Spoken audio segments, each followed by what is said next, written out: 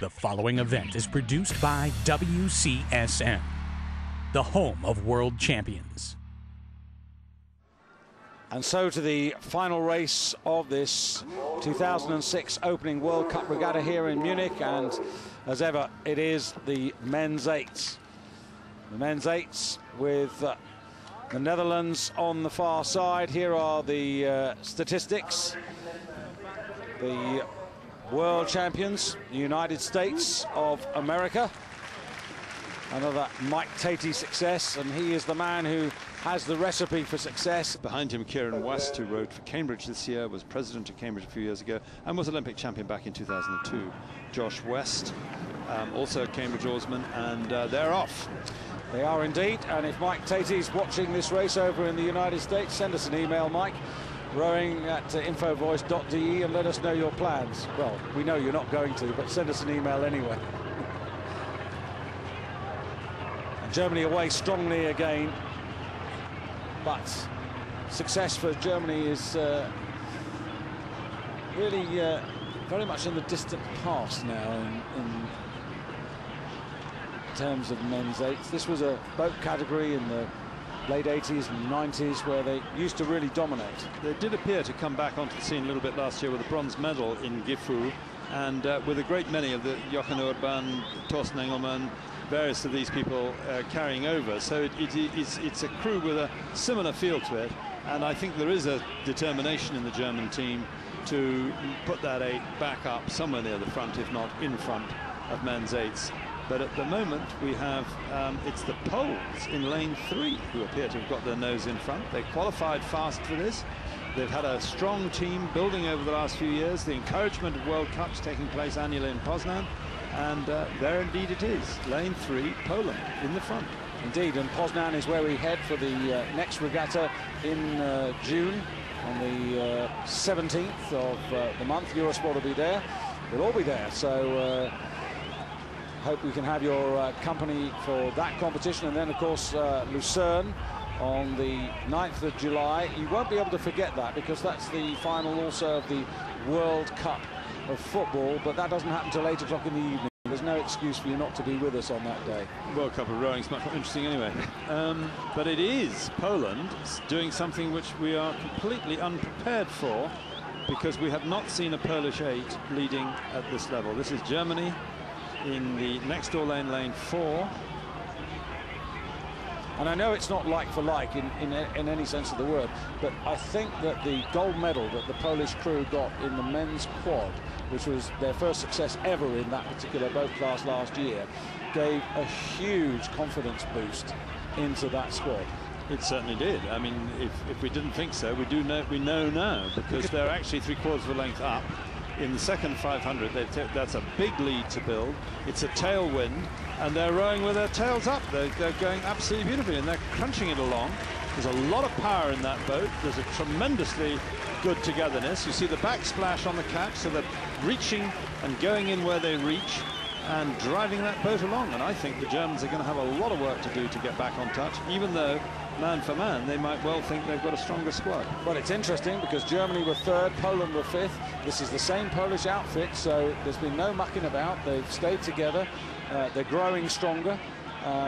Their instinctiveness is improving, and it'll be a good question here that they can answer. If they can hold off Germany, then this will be a real feather in their caps, and particularly because they'll be going home to Poznan for the next World Cup. It certainly will be a feather in their caps, and there's a better simplicity and togetherness, I would have thought, in their style than there is in the other crews. The staying together bit that you mentioned would appear to me to have had a very beneficial effect. The German eight, which has changed in several seats, and they're all thrown up in the air. Sometimes when you've got a big squad, it's quite hard to select the best 8 out of it.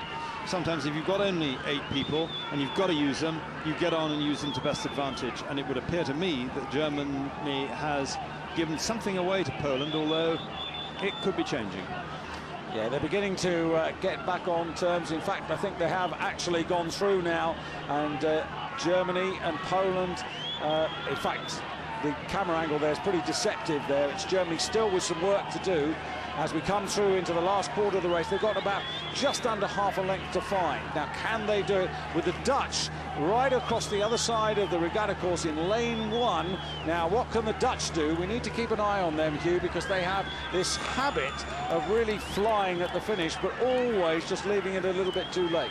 As in Athens, when they came second from nowhere against a very strong field. But I think Poland are rowing with great composure at the moment. They are not racing the rate up to some absurd level, and Germany are still a third of a length at least behind. Dutch are really winding this up on the far side in those orange vests. The angle's not really showing it, but the Dutch are coming all the time in lane 1, and also moving up on the near side of Germany are the Australians. Australians getting into the argument, so there are two different fights going on here. Poland holding off Germany, and on the far side, the Dutch having a ding-dong battle. The orange vests of Holland versus the golden vests of Australia, and also on the near side in lane 6 now, Great Britain counter-attacking in lane 6, but it is Poland and Germany who are almost neck and neck. Germany with about centimetres to... Germany just edging ahead where it matters most, maybe by 1 or 2 centimetres, just getting there. Australia vying for 3rd place, but it is Germany, I think, who've just done it, and they've just, at the death, denied Poland their pillar-to-post victory. But half a second doesn't tell that story. And then it was Holland or Australia. It was Australia in 3rd place, although they came through and took Holland at the death as well, with Netherlands back in 4th place, and it would be Britain in 5th. They were comfortably in 5th, ahead of Belarus in 6th place there. But a very small set of margins, 0.63 of a second, 2.3 of a second, 2.8 of a second in those first 4 places. So it's very close indeed. Britain a couple of seconds further back, and Belarus nowhere near, 12 seconds off the pace. Here you can see it, just a few strokes from the line. Germany on the bottom there. They've got past Poland. On the bottom of your screen, that's Australia. Well, look at it from a different angle. There, Germany coming across there. Poland have no more to give. It's a great effort. On the near side there, you can see Australia. Well, you could have seen Australia actually getting in front of Holland. But that's a terrific finale for Germany, and I guess that victory might just put Germany to the top of the World Cup point standings at the end of this first regatta of the season. It could be the clincher, I regret to say. However, leaving all that sort of World Cup partisanship behind, it has been an absolutely outstanding opening regatta. I don't think, and this is purely anecdotal and feel, but I don't think we've seen so many such close races on the first outing of the season. And the big entry, the almost record World Cup entry, was a jolly good indicator, but far better still has been the quality of the racing, which has been absolutely excellent, and it's going to be a wonderful 2006 season.